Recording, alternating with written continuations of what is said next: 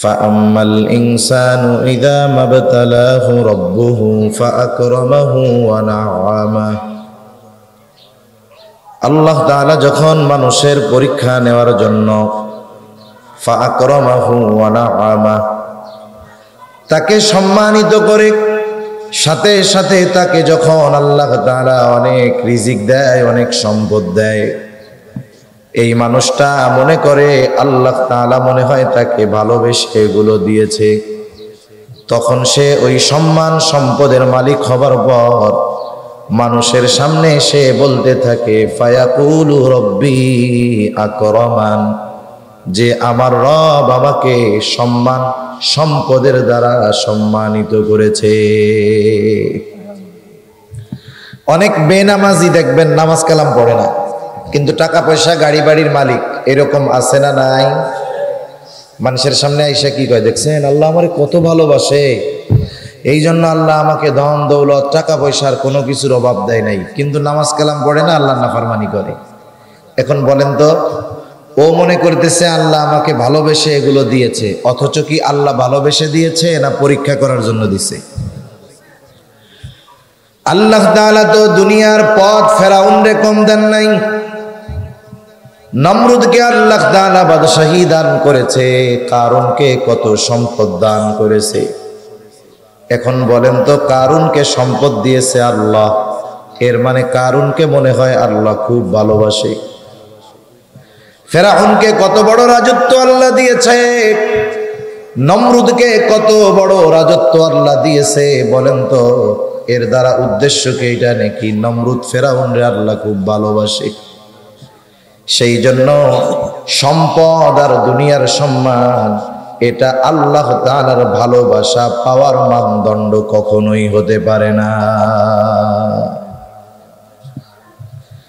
এ কথাই আল্লাহ তাআলা বলেন, ওই মানুষেরা মনে করে আমি তাকে সম্পদ, আমি তাকে এই নেয়ামত দিয়েছি, মনে হয় তাকে ভালোবাসা, এই জন্য মানুষের সামনে গর্বের সাথে বলে।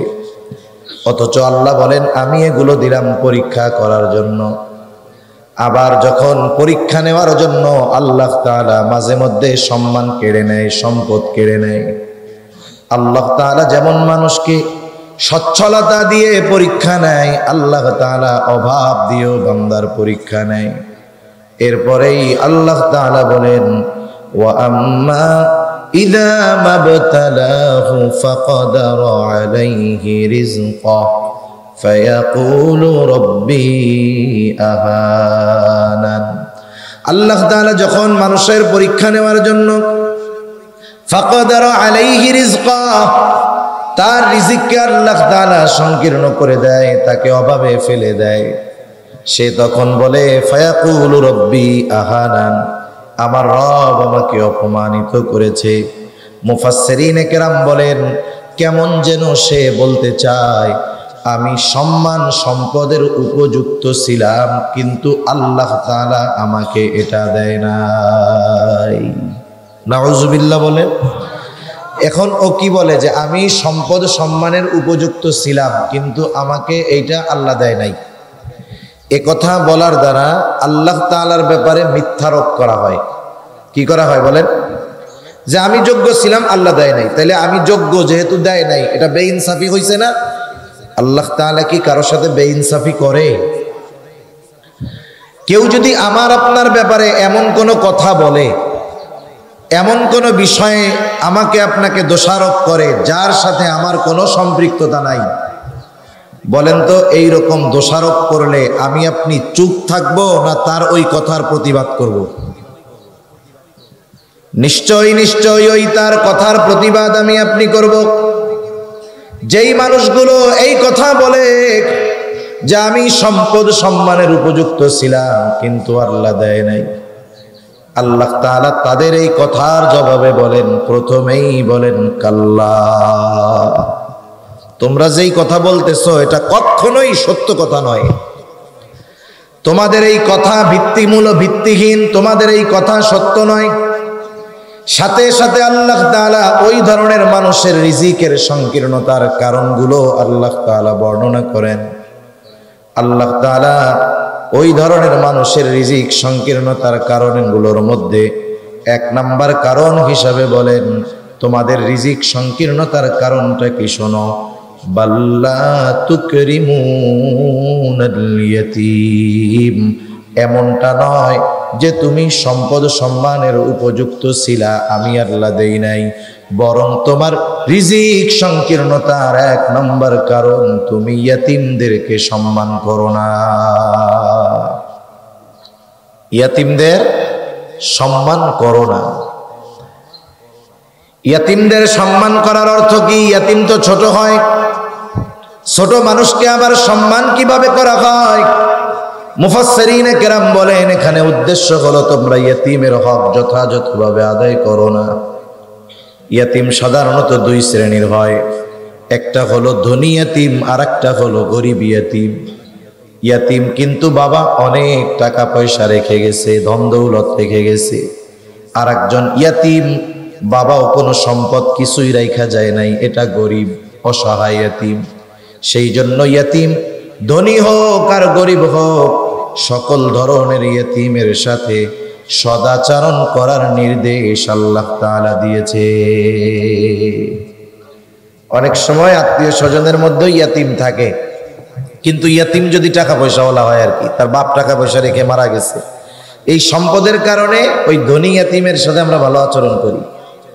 আবার আরেকজন তার বাপও গরিব, একেবারে টাকা পয়সা কিছুই রাখা যায় নাই, মারা গেছে, আত্মীয় স্বজন তার খরচ বহন করে, এই যে গরিব ইয়াতিম ওর সাথে আমরা খারাপ আচরণ করি।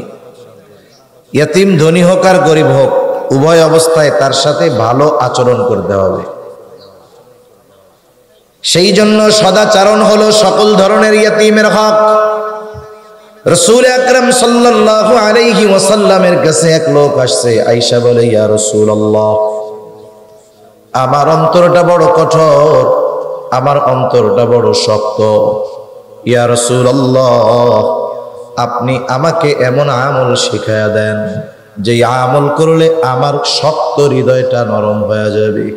রাসূল আকরাম সাল্লাল্লাহু আলাইহি ওয়াসাল্লাম তাকে বললেন আমসাহ রাসাল ইয়াতীম ওয়া আত'ইমিল মিসকিন, তুমি ইয়াতীমের মাথায় হাত বুলায় দাও আর মিসকিনদের খানা খাওয়াও, আল্লাহ তাআলা তোমার কঠিন হৃদয়টাকে নরম বানায়া দিবে।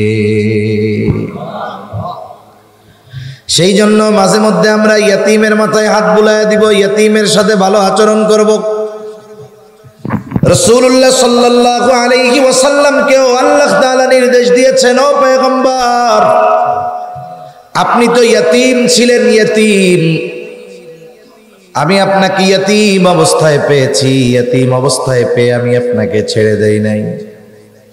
ওয়াজাদাকা ইয়াতীমান ফাআওয়া, আল্লাহ তাআলা রাসূল আকরাম সাল্লাল্লাহু আলাইহি ওয়াসাল্লামের ব্যাপারে বলেন আমি আপনাকে ইয়াতীম অবস্থায় পেয়েছি, ইয়াতীম অবস্থায় পেয়ে আমি আপনাকে ছেড়ে দেই নাই, আমি আপনাকে ইয়াতীম অবস্থায় পাওয়ার পর যথাযথ লালন পালনের ব্যবস্থা আমি আল্লাহ করেছি।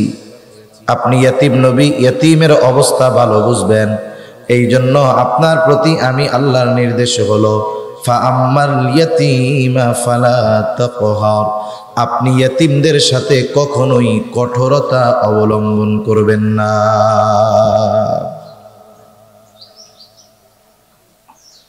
আপনাকে আমি ইয়াতীম অবস্থায় পেয়ে লালন পালনের ব্যবস্থা যেহেতু করছি, এটা একটা নেয়ামত আপনার জন্য।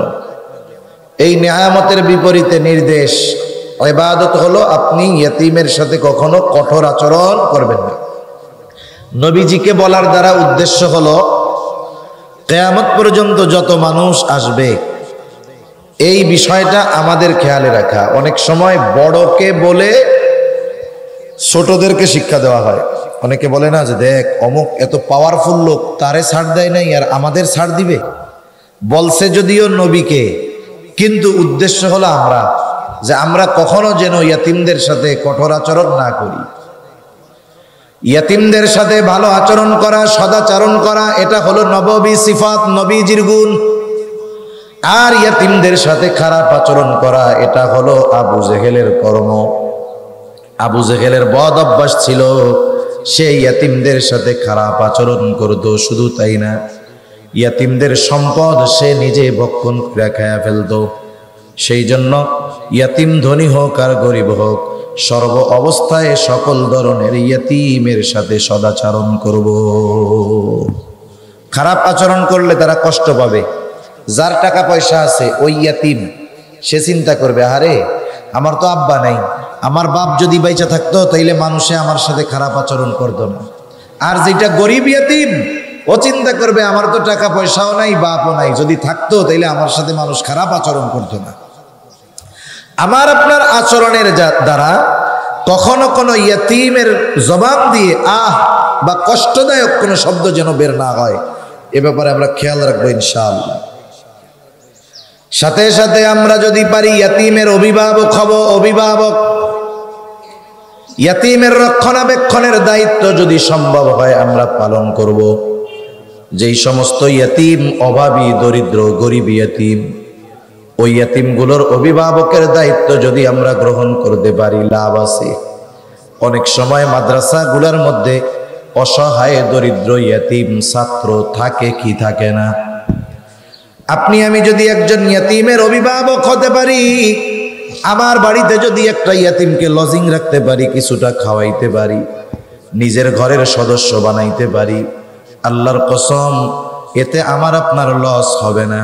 নবীজি এক হাদিসের মধ্যে বলেন, যেই ঘরের মধ্যে একজন ইয়াতিম আছে আর ওই ইয়াতিমের সাথে সদাচরণ করা হয়, ভালো ব্যবহার করা হয়, নবীজি বলেন ওই ইয়াতিমের সাথে সদাচরণ করার কারণে নবীজি বলেন ওই ঘরটা হলো উত্তম ঘর। নবী বলেন ওই ঘর কতই না উত্তম ঘর, যেই ঘরে একজন ইয়াতিম আছে আর ওই ইয়াতিমের সাথে সদাচরণ করা হয়, ভালো ব্যবহার করা হয়। এরপরে নবীজি বলেন ওই ঘর কতই না নিকৃষ্ট ঘর, যেই ঘরে একজন ইয়াতিম আছে আর তার সাথে খারাপ আচরণ করা হয়। বুজুর্গানে দিন উলামায়ে কেরাম বলেন, যেই ঘরে ইয়াতিম আছে আর ওই ইয়াতিমের সাথে ভালো ব্যবহার করা হয়, ওই ঘর আল্লাহ তাআলা রহমত বরকত দিয়া ভরপুর কইরা দেয়। আর যেই ঘরে ইয়াতিম আছে আর ইয়াতিমের সাথে খারাপ আচরণ করা হয়, আল্লাহ তাআলা ওই ঘর থেকে রহমত আর বরকত উঠায়া নিয়ে যায়। এই জন্য আমি তো জানি না, আমি এমনিই বলতেছি আর কি। এই মাদ্রাসায় যদি থাকে ওইরকম ইয়াতিম, দূরের ছাত্র যদি থাকে, যার একটু সামর্থ্য আছে, সে যদি ইয়াতিমকে লজিং রাখে, খাওয়ায়, তার অভিভাবক হয়, বলেন তার লস আছে? কোনো লস নেই। আপনি আমি যদি একটা ইয়াতিমের পুরা দায়িত্ব গ্রহণ না করতে পারি, আংশিক অভিভাবকত্বের দায়িত্ব গ্রহণ করব। মুহতামিম সাহেবের কাছে এসে বলবো, মুহতামিম সাহেব, আপনার মাদ্রাসায় যদি কোনো ইয়াতিম থাকে, ইয়াতিমের সারা বছর যত জামা কাপড় লাগে আমি বানায় দিব। এত অ্যাবিলিটি নাই, বলবেন ইয়াতিমের যেই জুতা লাগে আমি কিনা দিব, তেল পানি সাবান যা লাগে আমি কিনে দিব। একটা অংশের অভিভাবকত্বের দায়িত্ব হলেও যদি গ্রহণ করা যায়, ইয়াতিমের অভিভাবক হইলে লাভ কি? নবীজির জবানেই শুইনা নেন। নবীজি বলেন, আনা ওয়া কাফিলুল ইয়াতিম কাহাতাইনি ফিল জান্নাহ। নবীজি বলেন, আমি আর ইয়াতিমের অভিভাবক জান্নাতের মধ্যে পাশাপাশি অবস্থান করব। দুনিয়ায় আমরা একজন ভালো মানুষের পাশে থাকার জন্য কত কিছু করি, অথচ জান্নাতে যদি নবীর পাশে থাকা যায়, এর চাইতে সৌভাগ্যের আর কিছু আছে? রাসূলুল্লাহ সাল্লাল্লাহু আলাইহি ওয়াসাল্লামের কাছে এক লোক আসছে, বেদুইন গ্রাম্য সাহাবী। নবীজি আর একজনের সাথে কথা বলতেছিলেন। ওই লোকটা তো বোঝে না, গ্রাম্য মানুষ, সহজ সরল মানুষ। আদব হইল একজন যখন আরেকজনের সাথে কথা বলে, এই কথার মধ্যে কথা না বলা, মানুষ বোঝে না। নবীজি আরেকজনের সাথে কথা বলতেছে, এর মধ্যেই ওই গ্রামের লোকটা নবীজিকে জিজ্ঞাসা করতেছে, ইয়া রাসূলুল্লাহ মাতাস সাআহ, কিয়ামত কখন হবে? নবীজি কথা শেষ করার পরে বললেন, ওই লোকটা কোথায়? যেই লোকটা আমাকে জিজ্ঞাসা করেছে কিয়ামত কখন হবে, বলে আনা ইয়া রাসূলুল্লাহ, আমি।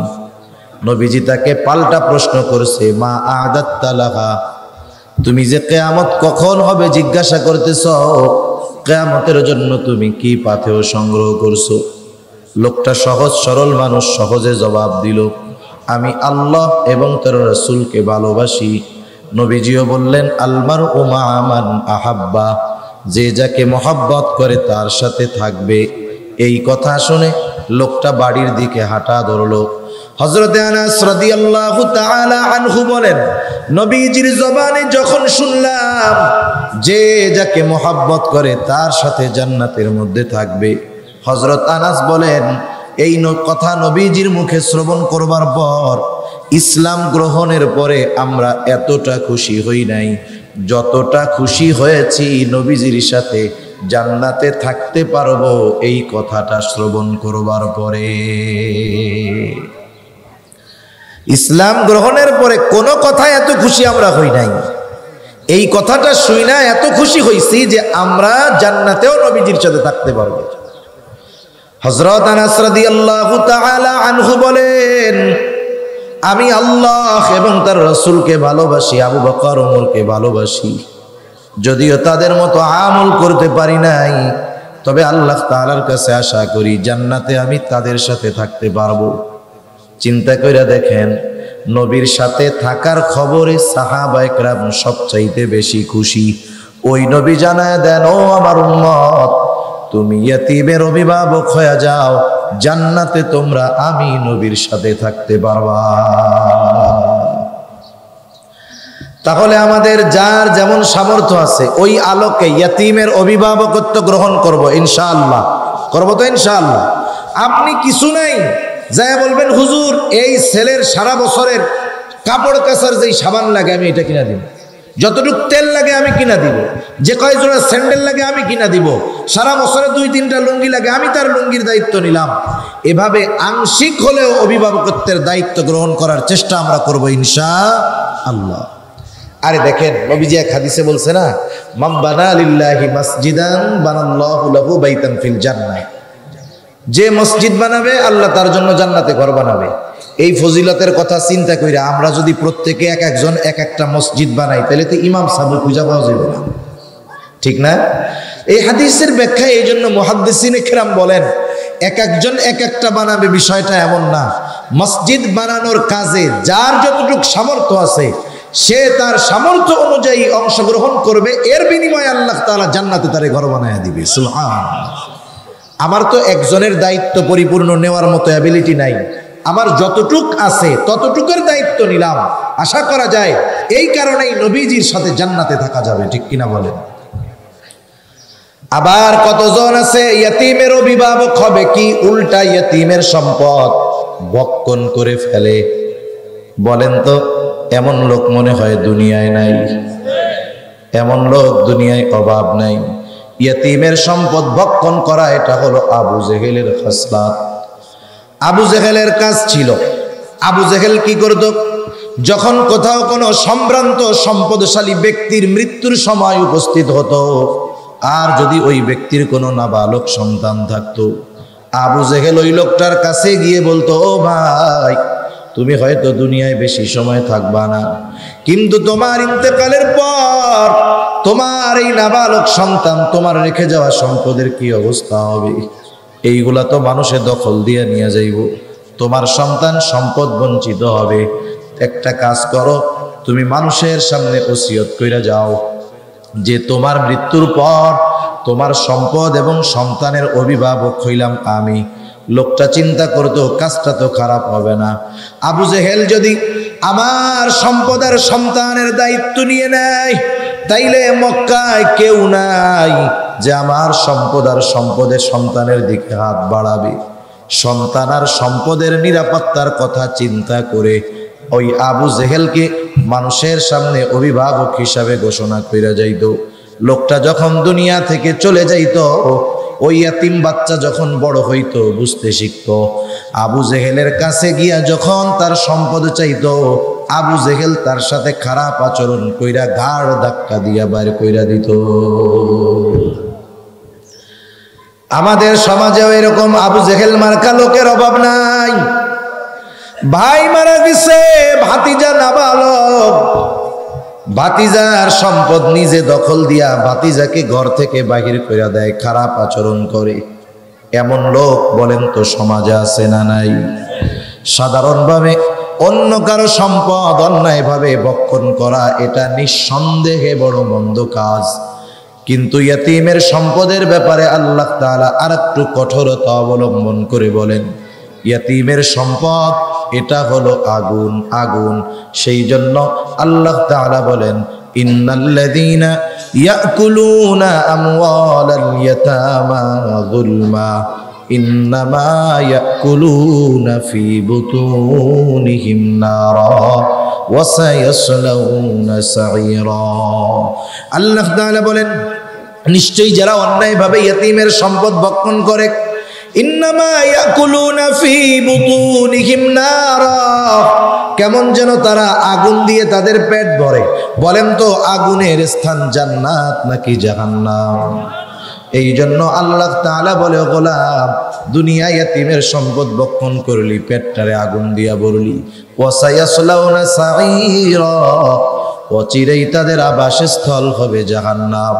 এই জন্য ইয়তীমের সম্পদ ভক্ষণ করলে জাহান্নামে যাওয়া লাগবেই, এই ঘোষণা যিনি দিলেন তিনি কে? এজন্য খবরদার, কখনো ইয়তীমের সম্পদের দিকে হাত বাড়াবো না। সাধারণভাবেই অন্য কারো সম্পদ অন্যায়ভাবে দখল দিলে খবর হয়ে যাবে কিয়ামতের দিন। আপনাদের এলাকায় আইল ঠেলাঠেলি অভ্যাস আছে, বুঝেন নিও। একজনে কুপাইতে কুপাইতে আর একজনের জমির মধ্যে চলে যায়, এই আমল আছে না? বড় খারাপ কাজ। রাসূলুল্লাহ সাল্লাল্লাহু আলাইহি ওয়াসাল্লাম বলেন, কেউ যদি অন্যায়ভাবে কারো 1 বিঘত জমিনও দখল দেয়, মাত্র 1 বিঘত, নবীজি বলেন কিয়ামতের দিন 7 তবক জমিন তার গলায় ঝুলাইয়া দেওয়া হবে। এই জন্য সাবধান, দুনিয়ায় একটু কম খাইলাম ভালো, আখেরাতে যেন ধরা পড়া না যায়। দুনিয়ায় যদি একটু আরেকজনরে ছাড় দেই, প্রতিবেশীরে যদি একটু ছাড় দিয়া দেই, দুনিয়ায় যদি ছাড় দেই, আশা করা যায় কিয়ামতের দিন আল্লাহ আমাকে ছাড় দিয়া নাজাত দিয়া দিবে। ঠিক কিনা বলেন? এই জন্য কখনোই কারো সম্পদ ভক্ষণ করব না অন্যায়ভাবে। ইয়তীমের সম্পদ ভক্ষণ করব না, প্রয়োজনে ইয়তীমকে বেশি দিব, আল্লাহ তাআলা বরকত দিবে।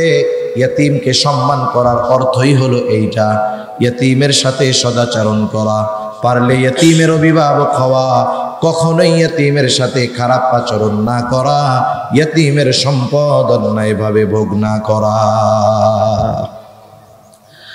আল্লাহ রাব্বুল আলামিন রিজিক সংকীর্ণতার দ্বিতীয় কারণ বলেন, ওয়ালা তাহাদ্দুনা আলা তাআমিল মিসকিন।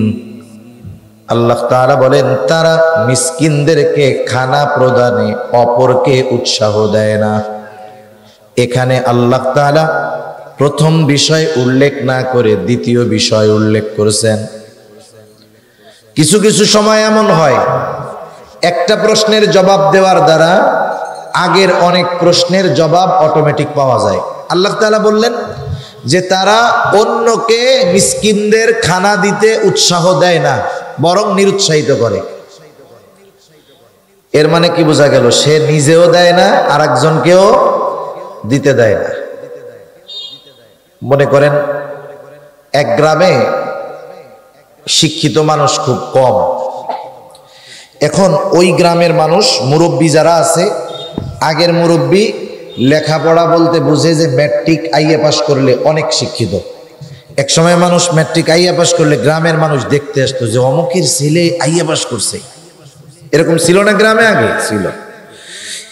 এখন ওই গ্রামের আইএ পাস এর বেশি কেউ নাই, কিন্তু একটা ছেলে লেখাপড়া শিখছে, অনেক লেখাপড়া, ঢাকা ভার্সিটিতে পড়ছে, অনার্স মাস্টার্স কমপ্লিট করছে, সাথে সাথে বিসিএস ক্যাডার হয়ে গেছে। বিসিএস ক্যাডার হলো বাংলাদেশের সর্বোচ্চ শিক্ষিত মানুষ।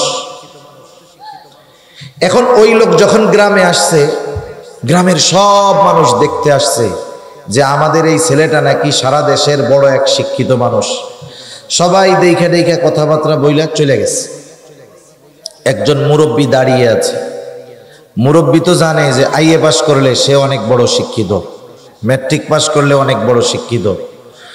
এখন মুরব্বী দাঁড়ায় আছে, সবাই চলে যাওয়ার পরে ওই বিসিএস ক্যাডার, ভার্সিটি লেভেল পার কইরা বিসিএস ক্যাডার হয়ে বড় চাকরি করতেছে, ওরে জিজ্ঞাসা করতেছে, বাবা তুমি কি লেখাপড়া করছো? বলে চাচা আমি ঢাকা ভার্সিটি থেকে মাস্টার্স শেষ করছি, সাথে সাথে আমি এখন বিসিএস দিয়ে বিসিএস ক্যাডার। এখন মুরব্বী তো বুঝে আইয়া ম্যাট্রিক আইয়া পাস করলে শিক্ষিত।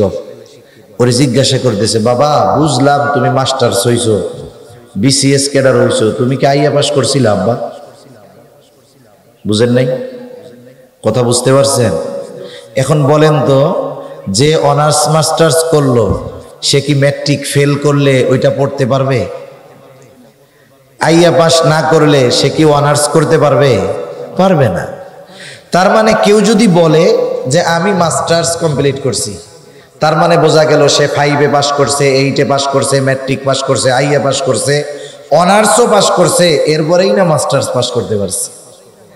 কিছু কিছু বিষয় আছে দ্বিতীয় বিষয় উল্লেখ করার দ্বারা প্রথম বিষয়টা তার মধ্যে পাওয়া যায়। তার মানে আল্লাহ তাআলা বলতেছেন এই কথা যে তোমরা নিজেরাও তো মিসকিনদের খানা দাওই না, অপরকেও দিতে উৎসাহ দাও না, বরং নিরুৎসাহিত করো। ইয়াতিম মিসকিন অসহায়দের খানা খাওয়ানো বড় ফজিলতের কাজ। রাসূল আকরাম সাল্লাল্লাহু আলাইহি ওয়াসাল্লামের কাছে এক লোক এসে প্রশ্ন করতেছে, আইয়ুল ইসলামি খাইর, ইসলামের মধ্যে সর্বোত্তম আমল কোনটা?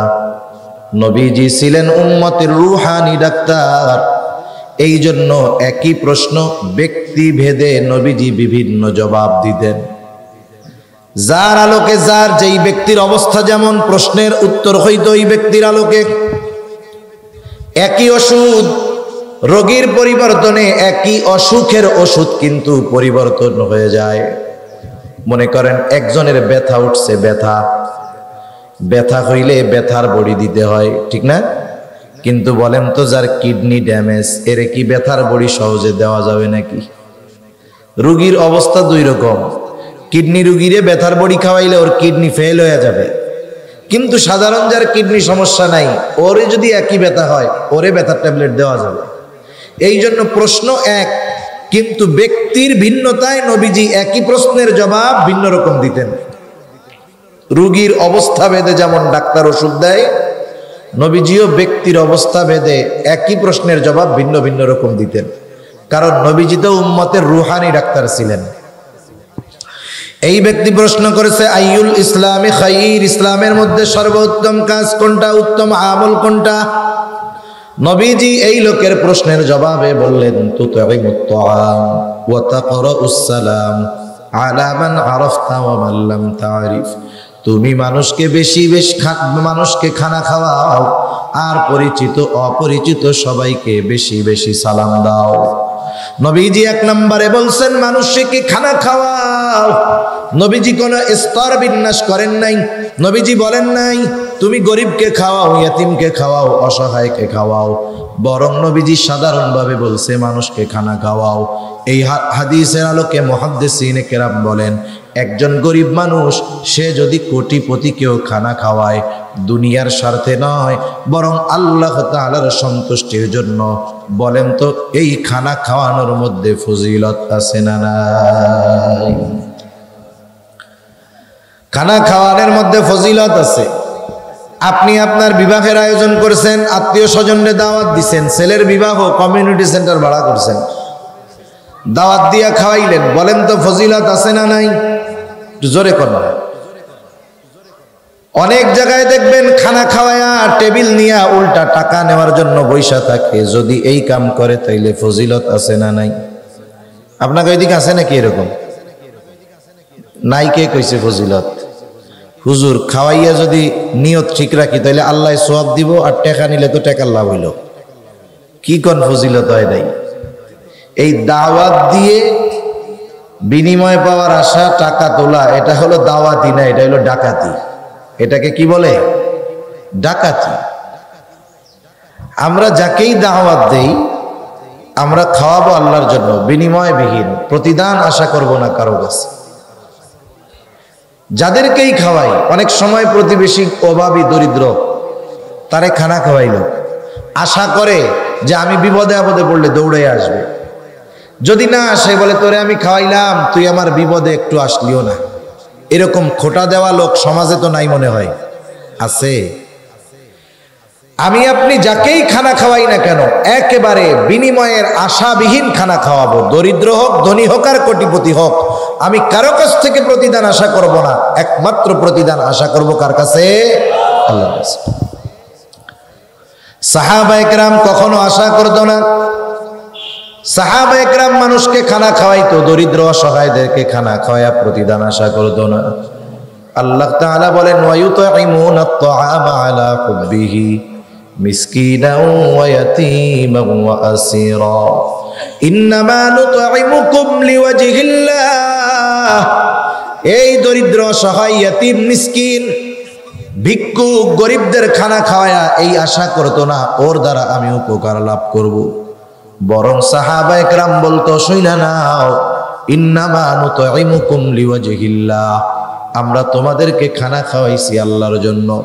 লা নুরিদু মিনকুম জাযাআও ওয়ালা শুকুরা, খানা যেহেতু আল্লাহর জন্য খাওয়াইছি, লা নুরিদু মিনকুম জাযাআ, তোমাদের কাছে আমরা কোনো প্রতিদান চাই না, বিনিময় চাই না। শুধু বিনিময় তো নয়, ওয়ালা শুকুরা, আমার খানা খাইয়া আমারে ধন্যবাদ দাও, এটাও আমরা চাই না। কারণ খানা খাওয়াইছি আল্লাহর জন্য, এই খানা খাওয়ানোর প্রতিদান যিনি দিবেন তিনি কে? সেই জন্য সাধারণভাবে খানা খাওয়ানো এটা ফজিলতের কাজ, আল্লাহর জন্য খাওয়াইলেই সওয়াব।